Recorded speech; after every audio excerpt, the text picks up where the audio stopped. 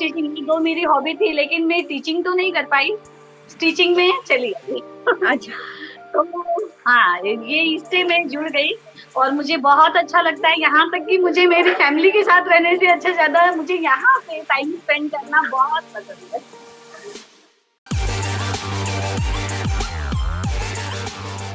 Hello. They say a sari is the most beautiful ornament an Indian women can wear. And today we have someone who has made wearing it so easy and time saving. I'm very happy to invite Swati Singh. She's the founder of Asim Foundation.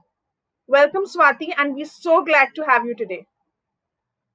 Hi, Avanti. Happy to be here. Thank you for inviting me. So, Swati, I'm going to dive straight in the topic itself. What made you sort of start Asim and tell us something about how it all began? Yeah, sure. So I have said this before that it was just my desire to help a couple of women in my neighborhood.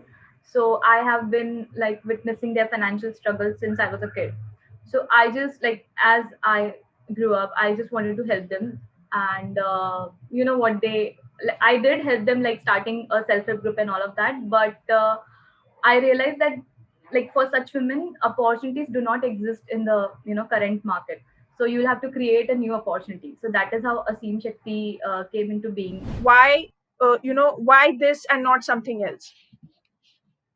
Yeah, so as I said, because the workers were already ready, there was a set of women that I wanted to help, and I had to create something, tailor made for them. So, like the only skills they knew were cooking and sewing. So I thought, to develop, why not develop on that? So we started upskilling them into sewing, Sure. and the obvious choice was of course a fashion business, and I just wanted to do something new in the fashion, which just wanted to fill some gap and all that. And the idea of having ready to wear saris appealed me because I don't know how to drape a sari, and sari with pockets. I'm a huge fan of pockets because I do not like to carry bags. Sure. So it just like when I thought of this, it just I was just very excited. I wanted this product in the market for myself. So that is, and I knew that there's a market because one, I wanted it. And second, I spoke to a lot of my friends who are all working professional, and everybody got very excited about it, and everybody wanted to see this in the market. Like earlier, we used to post a lot of pictures, but like we have now started experimenting with videos, especially reels, and reels work very well for us because our product is such that it needs an explanation, it needs a tutorial. It's a product that people might not have seen before. Sure. So small like short 50-20 seconds entertaining videos about the product, and hashtag life at Asim, that is something we are going to start soon. Nice. That is working well for us. Other than that, blog post, I keep writing about updates at work. I get good response for that. So yeah, so uh, short videos and posts like storytelling, that's what we are going to focus on. Sure. Second, if you create content which is easily shareable, people will automatically share it with their friends. People want to talk about your product, so you have to, it is your responsibility to make it easily shareable so that people like your users, your customer can support your brand. Like we have a lot of stories at our factory. There are many women with many stories, the original story of Asim Shakti and all of that. So going forward, it will be a mix of both. We'll be talking about our product and the people behind it. So, what is that makes content shareable in your business? Makes content shareable is basically we talk about the problems that it is solving. So in our case, we are showing them like you can keep your, we are showing them that you can keep your phone in your pocket, in your sari pocket. So there is always a video of woman taking out her phone or keeping her nowadays sanitizers in her pocket, and like draping a sari and all that. So we talk about the features of the product. Which is the kind of platform that has worked for you the most? For business inquiries, Facebook has worked the least. I would say Least. LinkedIn and Instagram the least. Yeah, we don't get a lot of inquiries on Facebook. Sure. But Instagram, yes, the most inquiries that we have gotten is from LinkedIn actually. Nice. And after that, it's Instagram. We had a lot of expectations from Instagram and Facebook.